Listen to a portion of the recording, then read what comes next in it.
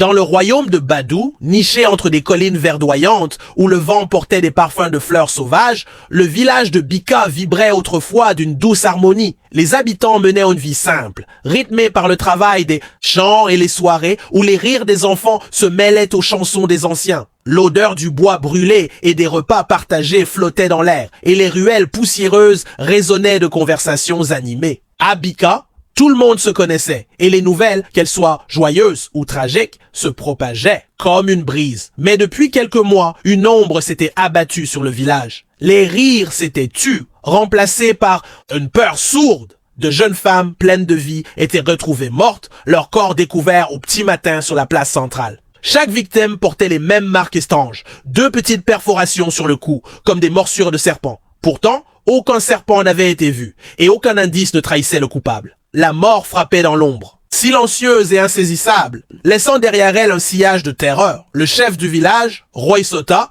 un homme sage mais usé par l'âge, tentait de contenir la panique. Il envoya des chasseurs dans la forêt, armés de lances et de filets, pour traquer ce serpent invisible. Mais il revenait toujours bredouille, les mains vides et le cœur lourd. Les décès se succédaient et la peur s'installa comme un brouillard épais. Les mères interdisaient à leurs filles de sortir seules, même en plein jour. Les ruelles, autrefois pleines de vie, devinrent silencieuses. La méfiance s'insinua entre les villageois, brisant les liens qui les unissaient. Au milieu de cette angoisse, un homme semblait imperméable à la peur, Yovo.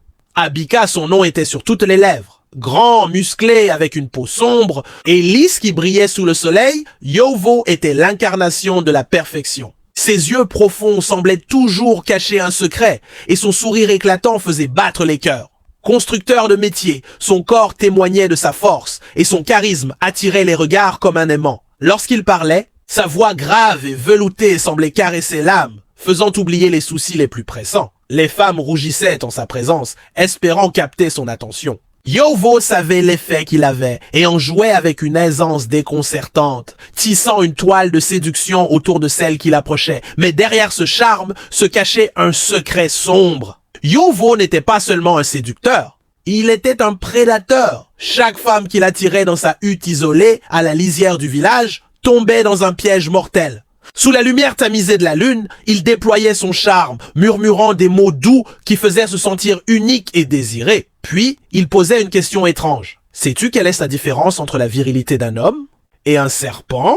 Avant que sa proie ne puisse répondre, un sifflement inquiétant emplissait l'air. Une forme sombre émergeait de ses vêtements, un serpent luisant, aux yeux froids et impitoyables. La créature s'enroulait autour de la victime, puis frappait ses crocs injectant un venin mortel. En quelques minutes, la femme s'effondrait, ses yeux vitreux, tandis que Yovo observait impassible. Au matin, le corps était retrouvé sur la place, portant les marques fatales. Personne ne soupçonnait Yovo. Trop parfait, trop aimé. Ces villageois, terrifiés, cherchèrent des réponses. Roi Sota organisa des veillées de prière, fit venir des guérisseurs des villages voisins, mais aucun ne put expliquer ces morts mystérieuses. Les marques évoquaient un serpent, mais aucun inconnu n'agissait si vite. Les anciens parlaient de malédiction, les jeunes de sorcellerie, mais aucune théorie ne tenait. La joie qui définissait Bika s'éteignit, remplacée par un silence oppressant. Pourtant, Yovo continuait de vivre comme si de rien n'était, son sourire inchangé, son assurance intacte. Pour certains, il était une lueur d'espoir. Pour d'autres, son indifférence semblait suspecte. Un jour, une nouvelle silhouette apparut à Bika. Kosa, une femme grande et gracieuse, se déplaçait avec une assurance tranquille. Sa peau capturait la lumière du soleil et ses yeux perçants semblaient voir au-delà des apparences. Elle était venue rendre visite à sa tante, mais son arrivée attira tous les regards, y compris celui de Yovo. Contrairement aux autres femmes, Kosa ne rougissait pas en sa présence. Lorsqu'il passa près d'elle au puits, elle l'ignora, son regard ferme et indéchiffrable. Cette indifférence piqua l'orgueil de Yovo.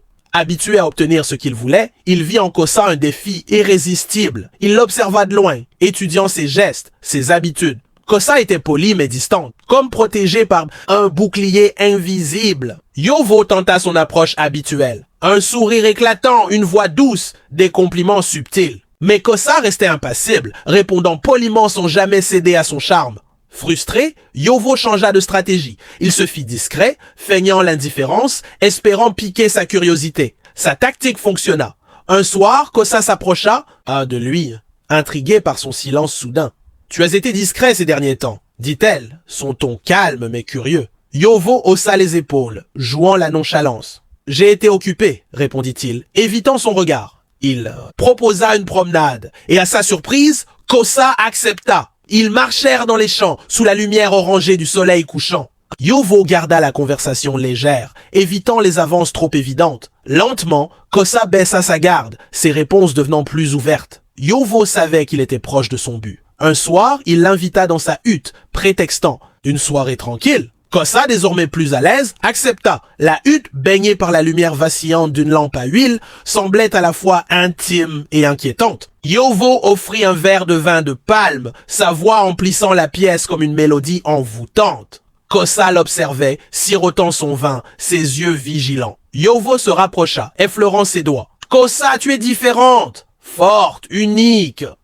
murmura-t-il. Elle sourit légèrement, mais son regard restait indéchiffrable. Puis, il posa sa question rituelle. « Sais-tu quelle est la différence entre la virilité d'un homme et un serpent ?» Kosa fronça les sourcils, confuse. Avant qu'elle ne puisse répondre, Yovo siffla et l'air s'alourdit. Un serpent. Luisant émergea de ses vêtements, glissant vers Kosa, ses yeux brillant d'une lueur malveillante. Mais Kosa ne paniqua pas. D'un geste vif, elle sortit une petite flûte blanche de son pagne et souffla. Un son perçant, vibrant d'une énergie surnaturelle, déchira le silence. Le serpent s'arrêta net, hypnotisé, ses yeux fixés sur Kosa. Yovo prit de court, murmura « Qu'est-ce que ?»